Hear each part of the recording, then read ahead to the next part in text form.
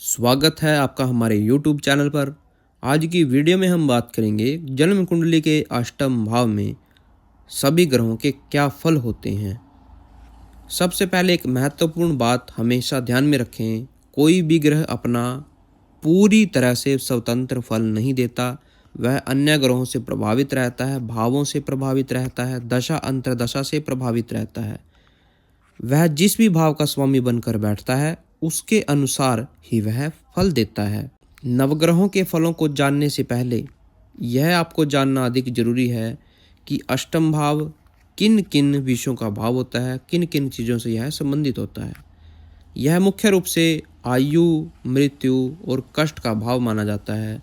शरीर की बात करें तो गुदा इस भाव से संबंधित होती है, अर्थात आपका गुप्तांग इसी भाव से संबंधित होते हैं। बड़ी आंत भी इसी भाव से संबंधित होती है। यह ऐसी बीमारी देता है जो आसानी से पकड़ में नहीं आती। इसका रीजन ये है कि ये हिडन हाउस होता है और इस भाव से संबंधित जो चीज़ें होती हैं वो गुप्त मानी जाती हैं। तो यह रोग भी ऐसा देता है जो आसानी से पकड़ में नहीं आता और अचानक से घटित होता है या फिर लंबा चलता है। यह भाव ज्ञान भाव अर्थात जो पंचम भाव है उससे 4 घर आगे गिनकर आता है, अर्थात ये ज्ञान भाव का सुख होता है। शिक्षा के क्षेत्र में इस भाव की बात करें तो यह इतिहास, पुरातत्व, भूगर्भ विज्ञान, खनन और गुप्त विद्याओं का भाव होता है, जैसे कि ज्योतिष या तंत्र मंत्र इत्यादि ध्यान साधनाओं से यह संबंधित भाव माना जाता है। एक अच्छा ज्योतिषी बनने के लिए अष्टम भाव का मजबूत होना अनिवार्य होता है, लेकिन यह भाव अशुभ हो जाए तो दुख, पीड़ा और कष्ट मिलते हैं। अचानक से दुर्घटनाएं घटित होती हैं, गुप्त रोग जन्म लेते हैं और आसानी से पकड़ में नहीं आते। ये मैं बार बार बोल रहा हूँ। बात करते हैं सूर्य के अष्टम भाव में फलों की। सूर्य जन्म कुंडली के अंदर मान सम्मान, आत्मा, यश, नेत्र, हड्डियों और ऊर्जा का कारक माना जाता है। ऊर्जा का कारक मैं इसलिए बोल रहा हूँ क्योंकि जब सूर्य उदय होता है तो एक नई सुबह होती है, एक नई दिन की शुरुआत होती है। हर एक जीव के अंदर स्फूर्ति होती है। फसलें फोटोसिंथेसिस प्रोसेस के कारण अनाज पैदा करती हैं। सभी पेड़ पौधे सूर्य के कारण ही अपनी ऊर्जा बनाते हैं, तो इसलिए सूर्य ऊर्जा का कारक है।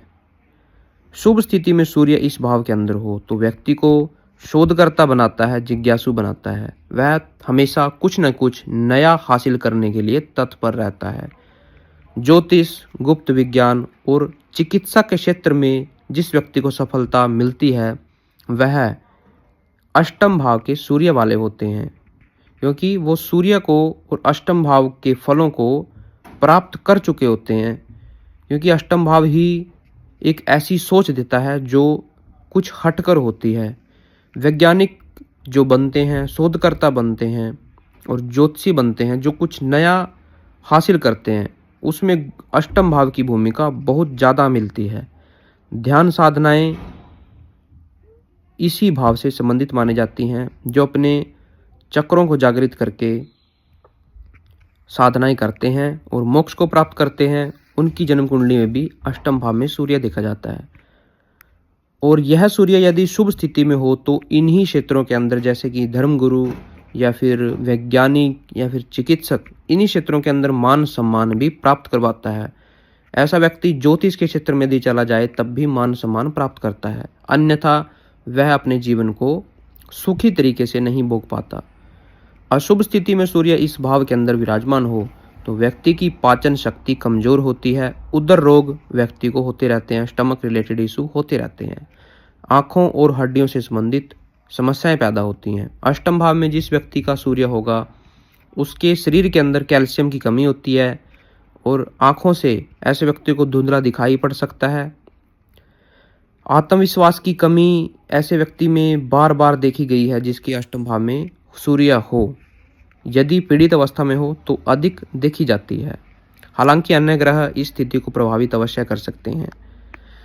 व्यक्ति को अपने कार्यों का यश प्राप्त नहीं होता जब भी अष्टम भाव के अंदर सूर्य मिलता है, क्योंकि सूर्य ही यश का कारक है और अष्टम भाव में यदि वो पीड़ित हो जाए तो व्यक्ति के यश में बाधा उत्पन्न करता है।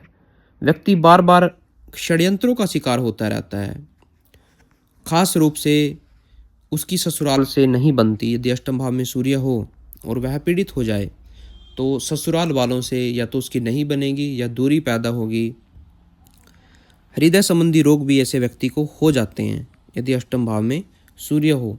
और देखा जाता है कि जब व्यक्ति की एज ज़्यादा हो जाती है तो हृदय आघात से उसकी मृत्यु भी हो सकती है।